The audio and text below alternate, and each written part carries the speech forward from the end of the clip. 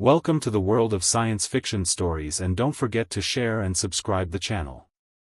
The day she saw a human baby, Jack stood at the crowded spaceport holding his alien wife's giant hand. Around them, ships flew overhead and voices from many species filled the air. His wife Kala was nearly 8 feet tall, with silver-blue skin and glowing eyes. She was from the warrior race known as the Dra, feared and respected across the galaxy. They had just landed on Earth for the first time. Jack wanted her to see where he came from, his planet, his people. Kala was curious, but her face stayed calm and serious as always. She had fought in battles, tamed beasts, and trained soldiers. Nothing had ever made her laugh. "This world smells soft," Kala said as they walked through the human terminal. "Soft?" Jack smiled. "You mean sweet?" "No, soft. Like nothing here would survive a real storm." Jack laughed. That was just Kala's way. Suddenly, they heard a small cry. High-pitched, broken, coming from a corner of the hall, a human baby. Jack turned and saw a young woman trying to calm her child in a stroller. The baby was red-faced, kicking its tiny feet and wailing. The mother looked tired, whispering gently, "It's okay, baby." Jack felt Kala's hand stiffen. She slowly walked toward the baby, her large frame moving carefully. Jack followed, curious. Kala knelt beside the stroller, her glowing eyes staring at the tiny human. The baby looked up, then sneezed right onto Kala's face. Jack froze for a moment. No one moved. Then Kala, mighty Kala, destroyer of the blood sands, burst into laughter. Not just a smile or a little chuckle, she laughed so loud and hard the glass panels above them shook. Nearby people turned in shock, some pulled out their phones. The mother stared, stunned. Kala laughed until tears ran down her face. "What is this?" she gasped, pointing at the baby. "It's so small and soft and loud." Jack blinked. "That's a baby?" Ka leaned closer, still laughing. The baby grabbed her finger. She froze, her face changed, the laughter stopped. She looked at Jack, her voice suddenly serious. "I want one." Jack smiled. "We can talk about it." Kala shook her head. "No, I want 10. Jack choked. 10? "Yes," she said. "This tiny thing, it is everything our world doesn't have. It is chaos and peace in one, it is perfect." Jack laughed nervously. "We'll start with 1, okay?" But Kala wasn't smiling. She stood up, eyes burning with determination. "My people do not allow this," she said. "Our law says no child can be born from a Dra and a human unless the human proves his strength." "Strength?" Jack asked. "You mean a test?" he added. "Not just a test," she said. "A trial, the trial of blood and bone." Jack's heart sank. "That doesn't sound safe." Kala touched his face gently. "If you pass, you can be father to 10, if you fail, they will not let us have even 1. Jack looked at the baby, now peacefully sucking its thumb, and turned back to Kala. "Tell me what I have to do." She smiled. "You have to survive Trial 1, survive the beast pit." Jack had never felt fear like this, not in deep space, not in the worst corners of Earth, not even when he met Kala's family for the first time. This was different, this was survival. He stood at the edge of a wide, black pit carved into the stone floor of the Dra training fortress. Thick red lights glowed around it, casting long shadows. Warriors stood in silence, watching from above, tall, armored beings with scars across their faces and weapons on their backs. But none of them would help him. A loud horn blew. "Human," the voice of the trial master echoed. "You may turn back now, no shame, you will be sent home alive." Jack took a deep breath. He thought of Kala. He thought of 10 small children, all giggling with glowing eyes, maybe some with his nose or her strength.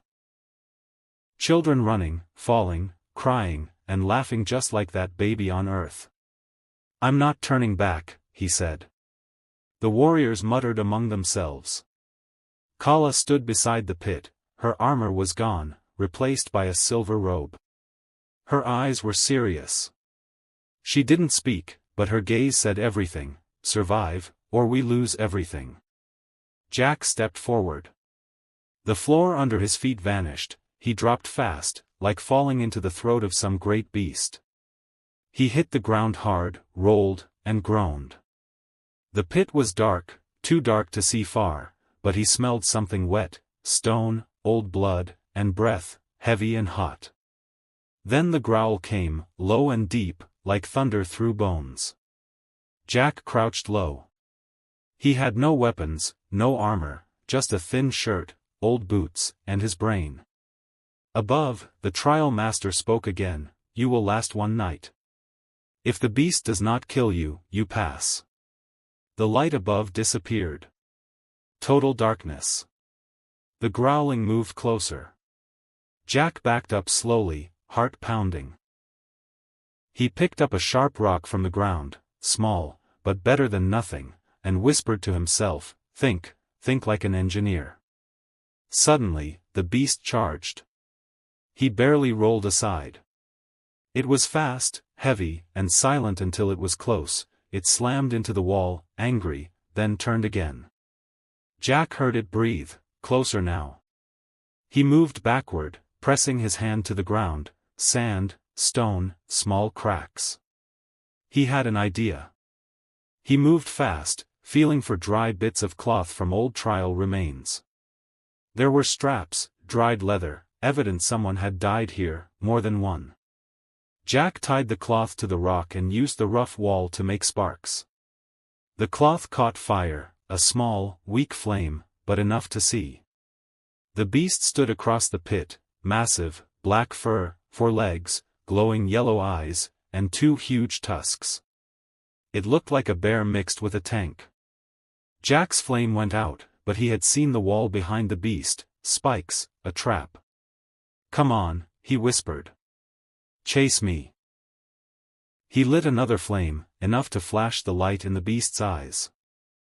It roared and charged. Jack turned and ran, not fast enough to escape, but enough to trick it. He slid at the last moment. The beast slammed into the spiked wall. Its roar turned to a howl of pain, but it wasn't dead, not yet. Jack didn't wait. He jumped onto its back, grabbing one of the tusks. The beast thrashed, but he held on, using a sharp bone nearby to stab its side again and again. The beast fell. It didn't move. Blood soaked the floor. Jack stood, shaking, chest rising and falling like a drumbeat. His hands were covered in blood, some his, some the beast's. Hours passed. He didn't sleep. Every sound made him flinch, but the gate above never opened. He sat beside the beast, cold, silent, and alone with his thoughts. When the first light appeared from above, he didn't smile. He just closed his eyes and breathed. A voice boomed from the top of the pit: "He survives, the beast is slain. He may rise." Ropes dropped. Jack grabbed them, too tired to climb, but was pulled up by silent warriors. At the top, he collapsed on his knees. Kala knelt beside him. She didn't speak, just placed her hand on his shoulder. "I'm not done yet," Jack whispered. Kala nodded. "No, now comes the hard part." Jack blinked. "That wasn't it?" "No," she said softly. "That was only the first trial. To break the mind cage." Jack woke up in his childhood bed. The sheets were warm, the pillow soft. Sunlight slipped through the window like golden honey. Birds chirped outside. He could smell pancakes and coffee, but something was wrong.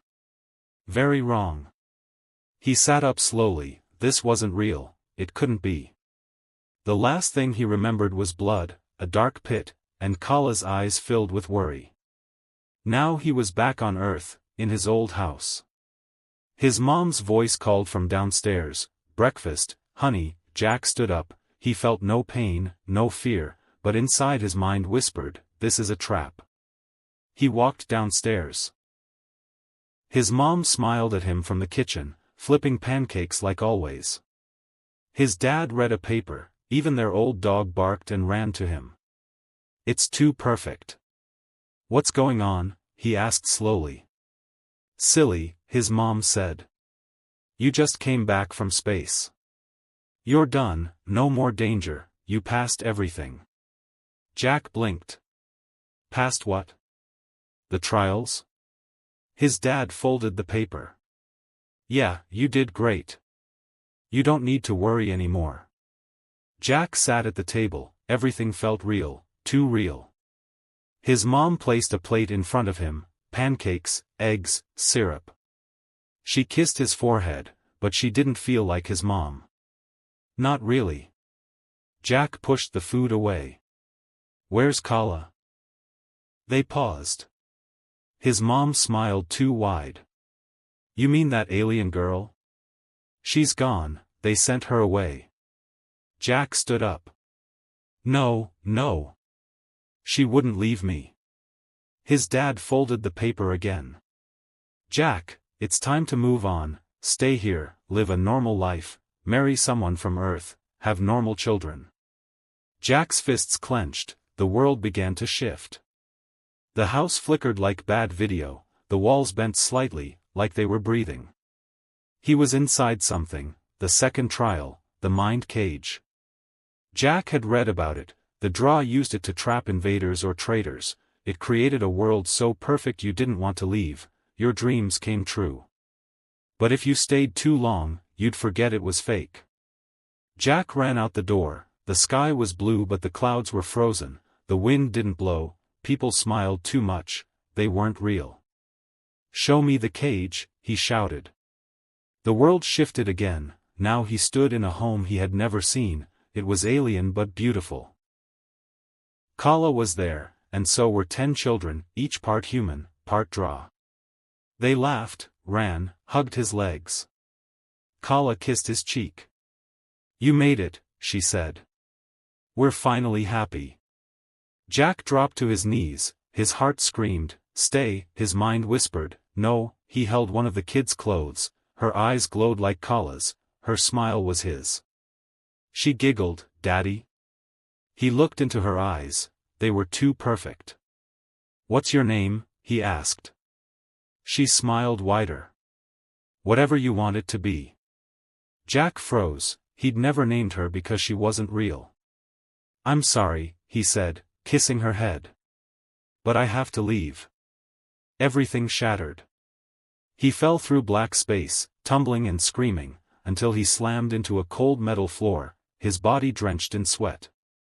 He gasped for air, a bright light hit his face. Kala stood over him, this time it was real, he could feel her breath, see her armor, smell her skin. "You're back," she said softly. "Was I gone?" he asked, still shaking. 2 days. "Your body didn't move, they said your mind might not return." He touched her face, she leaned into his hand, eyes full of emotion. "You remembered me." Jack laughed weakly. "How could I forget the woman who wants 10 babies?" A voice called out from the shadows, "The trial master." "He passed," the voice said. "He broke the cage. No human has ever done that before." Kella helped him stand, but the trial master added, 2 down, 1 remains." Jack groaned. "I thought that was the hard one." Kala shook her head. "No, my love, now comes the pain trial." "What?" he asked. "You must mark yourself with my warrior name," she said, "and carry it through fire." Jack swallowed hard, he looked down at his arms, still shaking, but his voice was steady. "Tell me how deep trial 3, bleed for her name." Jack stood in the Temple of Scars, the walls were covered in carvings, names of warriors who had passed the final trial. Some names were large, written with pride. Some were half-finished, burned or scratched away. Those names had failed. His heart beat heavy in his chest, his arms still ached from the beast pit, his mind still echoed with the fake voices of the mind cage. Now he had to face something worse, himself. The trial master walked in, carrying a box made of bone, his face hidden behind a silver mask. He placed the box in front of Jack and spoke coldly, "Inside is the pain dagger. It is made from the fang of the death servant. It does not just cut flesh, it cuts memory, spirit, soul." Jack said nothing. "You must carve her name into your chest," the trial master said. "Not in human language, in the Draco script. If you carve it wrong, your body will bleed out. If you carve it right, you must walk the fire path without letting the name fade." "What happens if it fades?" Jack asked quietly. The trial master stared at him. "Then you were never worthy, and your children will never exist."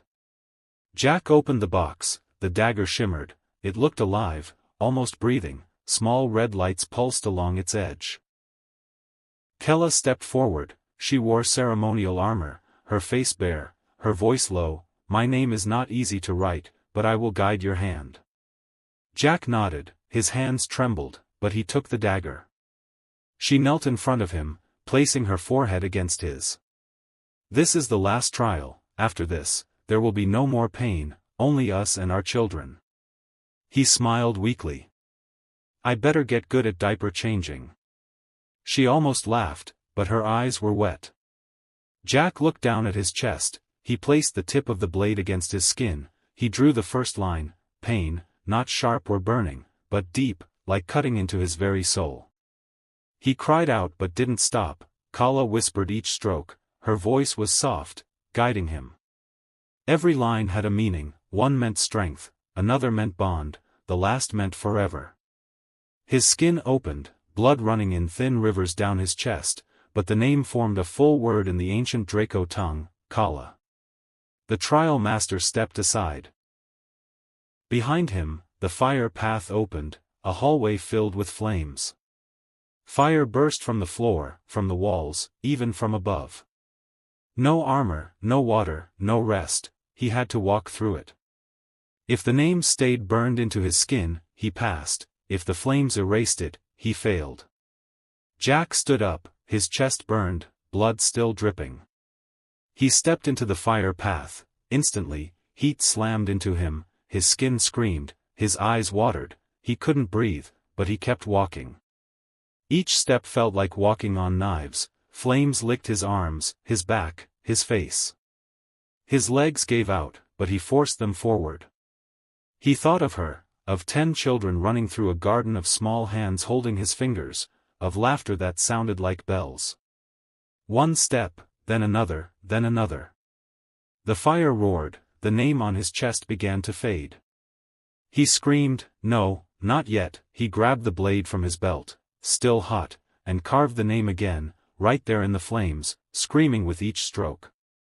He fell to his knees. But the path wasn't done, he crawled through fire, through pain, through doubt, and finally, silence. He fell out of the fire path into the cool air, he collapsed, hands grabbed him, voices shouted, water poured over him, but he only looked at one thing, his chest. The name was still there, bloody and burned. Kala pushed through the crowd and dropped beside him, she held his face in her hands, crying. "You did it," she whispered. "You burned it into your soul." The trial master walked over, for the first time, his voice was quiet, he has passed all 3 trials, he is no longer just human, he is Draco by right. Jack tried to smile. "So can we talk about those 10 kids now?" Kala laughed through tears, but then the laughter faded. The trial master raised his hand. "Wait," he said. "There is one more thing." Jack groaned. "You said 3. "Yes, the trials are over, but the council has refused." Kala stood. "What? They said no?"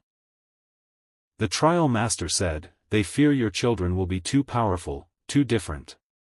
Jack tried to sit up. "I did everything, I passed." "Why would they say no?" "Because they are afraid," he said. Afraid of change, afraid of love that breaks rules. Kala's eyes narrowed. Then we will not ask again. We will take our right. Jack looked up at her and saw something he had never seen before, fire in her eyes. The trial master continued, no, the council says no. They made him sit in silence. Jack sat on a cold stone bench inside the Grand Council chamber of Dra Prime. The walls were tall and dark, shaped like teeth. A glowing ring of fire hovered high above, a symbol of judgment. 12 council members sat in a circle in their thrones. They wore heavy robes and gold masks, each one over 2 centuries old, warriors, rulers, judges. Jack didn't know their names, but he could feel their eyes. Kala stood beside him, tall and proud, dressed in ceremonial armor with her family crest glowing on her chest. He passed all trials, she said firmly. He is mine by law, our children are allotted by blood. The eldest counselor leaned forward, his voice echoed, yes, he survived the beast, broke the mind cage, and bled for your name. Impressive, rare. Then give us what is ours. Kala demanded, no. The word hit like a hammer, Jack's stomach twisted. Kala stepped forward. You cannot deny us, it is written in the old laws. We can deny you, the elder interrupted, because some laws are older than stone, older than words. The Dra do not breed with humans, your children would not belong. They would belong to us, Jack said, standing. And who are you? Another counselor asked coldly. You are not one of us, your bones are soft, your spirit is small, you live barely a century. What can your kind offer the Dra? Jack looked up at them, he wasn't angry, not yet, just tired. But his voice was steady. I can offer love, I can offer a future that isn't built on war, I can offer something none of you understand, peace. The chamber fell silent, then laughter, cold, sharp, cruel. Peace, one counselor sneered. We are warriors, peace is death. Jack shook his head. No, peace is life. Kala touched his arm. The council leader stood. We will allow your bond to remain, but you may not create life together. If you do, your children will be hunted and destroyed. Kala's eyes burned. You would kill children? Yes, he said without emotion, because they would be a threat. Jack stepped forward, fists clenched. You're afraid, he said. Afraid of what? Of change, the elder uttered. Of love, Jack replied. Silence fell. Then the doors opened. Jack and Kala walked out as outcasts, free, but with only each other. Outside, they found allies among rebels, thinkers, mothers, dreamers. Commander Yule revealed a plan to steal the gene keys from the High Temple and use a secret pod to create their child without council approval. Dressed in cloaks of light-bending thread, they infiltrated the temple at midnight, opened 3 vaults with blood and truth, escaped guards, and returned to the rebel base in a gas-moon sky beast skeleton. There, they inserted Kala's blood and the gene keys into the pod. Cells spun in liquid light, a heartbeat echoed through the waiting rebels. At dawn, a tiny hybrid child emerged, blue-skinned, one eye glowing Dra, one eye human brown. Jack knelt in awe as Kala cradled their daughter, whispering, she's perfect, our future. Sirens wailed as council ships descended. But instead of surrender, the rebels and hybrids stood fast. Kala fended off the general's blast. Jack held the baby aloft and declared, this is not a weapon, it is hope. A single cry from the child broke the soldiers' resolve, guns lowered, helmets came off, and cheers rose. The war ended that day. The council reconvened, this time without masks, to recognize the new age. The child was named Era, peace born of fire. She was the first of many hybrids. 1 year later, Jack and Kala stood on a green hill under a purple sky. 10 hybrid children laughed and played among wildflowers. Kala held the youngest, a winged boy. You tired yet? She teased. Jack smiled, watching their joy. Worth every trial. Kala's eyes shone. Would you do it again? Jack took her hand. 10 times over. Together, they walked into the field, into a world they had changed forever, not with war or power, but with one small cry, one bright smile, and love.